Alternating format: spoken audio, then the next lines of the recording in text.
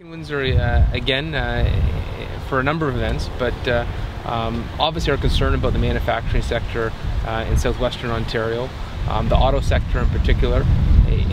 We feel that increasingly Ontario is becoming less competitive. I thought the Fiat Chrysler CEO's comments last week were particularly telling when he said there's a cost associated with cap and trade, there's a cost associated with ORPP, and the fact that we've lost 300,000 manufacturing jobs, the fact that Windsor has seen high consistent unemployment and decline in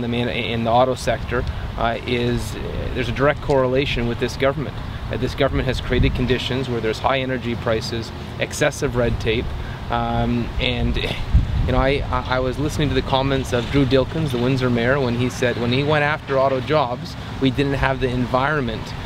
in Ontario where we could win those bids, and we want to change that, and that's why we're here to study, to listen, and to hear ideas of how we can make Ontario the economic leader in Canada again. We are touring all the major auto companies to hear their concerns, to hear their suggestions of how we could create auto jobs and not lose auto jobs. You know,